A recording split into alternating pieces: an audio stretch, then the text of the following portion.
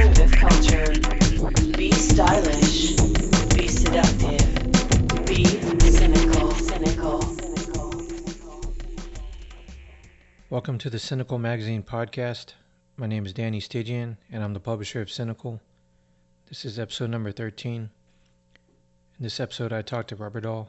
She was on the cover of the September issue of Sinical last year, and this was our interview for the issue. She is a fetish legend and often tours and performs at fetish events and clubs. I've always been a fan of Rubberdolls, and I was happy to do this interview. Anyway, let's get to it.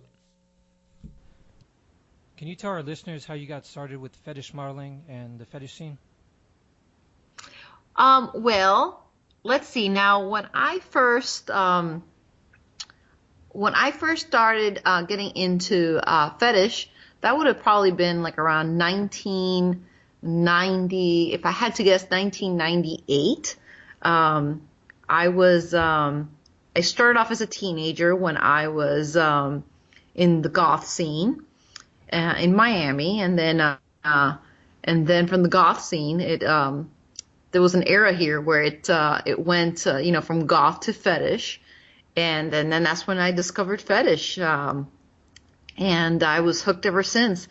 So then I wanted to get all these elaborate outfits that I could not afford, so I opened up my fetish website in 2000, which is 16 years ago.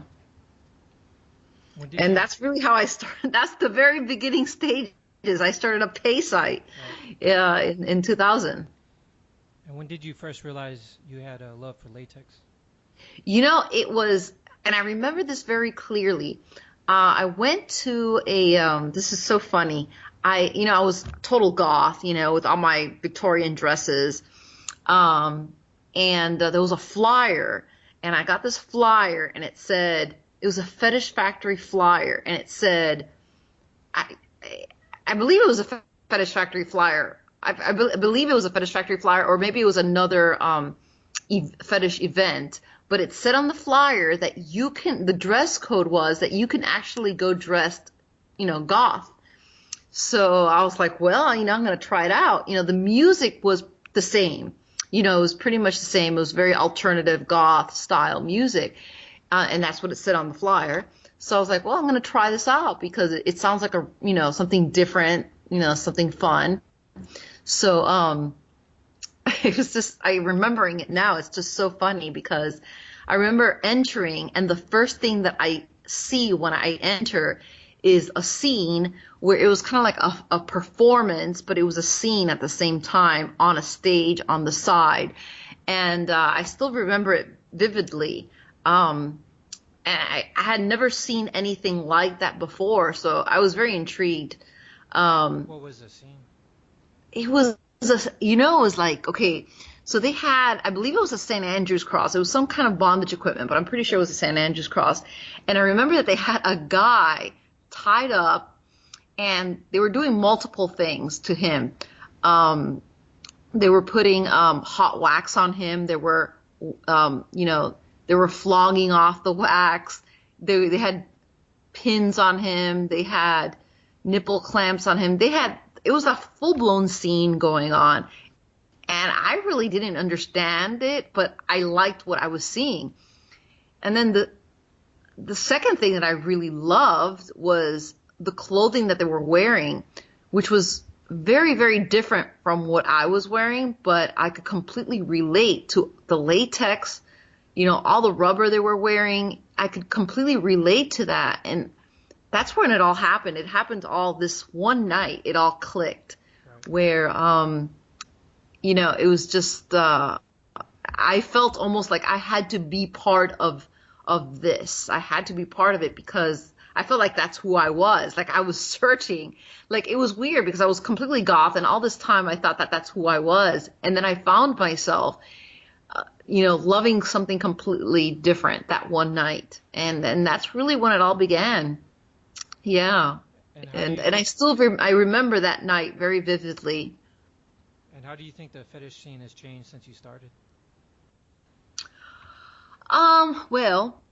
Latex-wise, it has changed. There's, because that's really my first love. I believe, you see a lot of more designers, a lot more designs. The latex has definitely changed as far as, you get a lot more prints than you did back, 18 years ago. 18 years ago, you would only wear black.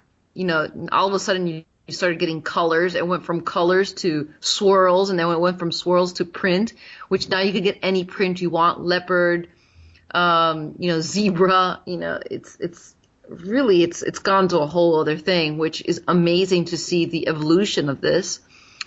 As far as, play, it's pretty much has remained the same. The play has remained the same. You go to any real fetish event these days and you'll pretty much see the same thing. That has really not changed much. You'll see perhaps, some of the fire play. I don't remember seeing that, back in the days. I don't remember seeing that. But also, like, a lot of the performances, that definitely was something that started evolving later on, I believe. There was an era where, all the fetish models, they started doing performances, and that's kind of like the era where I was in, where we all started doing performances. That happened a few years after I got my website. I got my website when I was in 2000, and it was only about 2 years after that my website got really, really popular, and then I had fetish clubs wanting to hire me for shows. And I honestly had no idea. I'm like, oh, well, do you want me to do like a scene kind of show? Like, what exactly you want me to do? So I was a little confused then. But then, it's funny because 2 years after that, which would have been like around 2002, 2003, that's when I found my love for being on the stage. And look at me now. It's kind of a funny thing, because I always thought that I just wanted to be a fetish model, and I wanted to, wear these outfits, these rubber outfits, and do, somehow show what I did when what I saw that, what I saw that time that got me so in love with, the whole fetish scene, my very first time. I wanted to kind of like translate that into my website, and then of course that was, I was already into fetish 4 or 5 years before I even did my fetish site. It's just amazing how everything has evolved. Can you talk about some of your favorite routines? Oh, yes, definitely. My favorite routine right now is, it's actually, it's already won one award. I've entered it. That's something new also that I've been doing lately. I do, how do you call it? Like competitions. And, so that's something completely new. I never wanted to be in competitions, but I started doing it. And, this particular show is called a Rubber Robot. It won an award for it. It's basically a full latex red catsuit, customized, and then over it I have accessories over that, and these accessories I have LED'd with red and white LEDs all over it that I've LED'd them myself. And then it has like, a full blown LED helmet. And that's my latest show right now. That sounds awesome. Yeah, no, I'm really excited. Right now I'm touring. The rest of the year is completely solid booked every single weekend where I'll be performing this show. So I'm really, really excited about this, and I have a burlesque show as well. And what I like to do, I usually, when I go into a club, I like to start off with my burlesque show, which is a classic show. It's it's a routine that's kind of a funny routine. It's not your average. It's not your typical burlesque show because it's very edgy. It's very it's very very edgy from your typical burlesque show.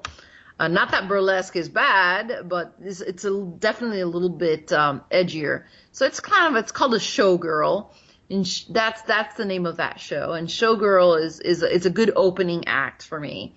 And then from that I will go to the Rubber Robot, which is definitely rougher. It's more my style, heavy rubber. I see it as more of a heavy rubber show, but futuristic at the same time. And that's what I've done throughout the years. I believe that I have, evolved into this heavy rubber that I love and loved at the beginning. And I've made it into, I've changed it up a bit where I feel like that's who I am right now. I'm this rubber robot. And what social media platforms do you use to promote new images and shows? Well, Instagram, it seems to be the big one right now. So I focus a lot on Instagram. I would say Twitter would be my second one. I do use Snapchat. And I have Facebook. My Facebook has been deleted a few times, but I'm still active every time I reopen a new fan page. I believe I'm on my 10th one. Oh, wow. I keep that one. That one's called fan page Rubberdoll. I tried all of my social media like Instagram, Twitter. All of them is Rubberdoll. And I use anything that's really in. I try to keep really, really active with all social media. I think that's just so important. Right. To let your fans know where you're at, where they can see you. So I'm very active with that. Do you have any specific shows you would like to mention coming up in September or October? Well, I'm going to be at Exotica. Actually, unfortunately, I just missed Fetish Con, and I just wanted to mention them because I actually won an award there, and I wasn't able to go, but I was nominated for Best Live Performance, Best Fetish Live, Performance, and I won that award. And I just wanted to say that I was against some of big names out there, and and I just wanted to give a shout out to them because Fetish Con is a great expo. I'm going to be at Exotica this coming weekend. I'm actually packing right now and headed there tomorrow at Exotica, Ohio. I tour with them, and I've been touring with them for many, many years. I'm really solidly booked for the rest of the year. From there, I go to Iowa, and from there I go to Minneapolis, Alabama. I go somewhere different every day. I mean, I always tell everyone if you really want to know my schedule, like if I'm going to be at your city, I love to meet all of my fans in person. That's one of my favorite things. Right. All they have to do is go to any of my social media, and I definitely always have a schedule there with all of my live performances. If it's Instagram, Twitter, Facebook, anywhere you go, you're going to see, the first thing you're going to probably see is going to be, because I keep always updating it and reminding everyone where I'm going to be. And I love it when my fans show up. It's my favorite thing. Well, I'll have to catch your show the next time you come through Texas. Yeah, I'm actually banned in Texas. I'm banned in Dallas. Oh. But that's a whole other story. Can't talk about it. That's a whole other interview. Well, thanks again for being in the magazine. I love the photos, and I can't wait to release the issue. Oh my God, it was absolutely my pleasure. Thank you so much for having me. It's quite an honor.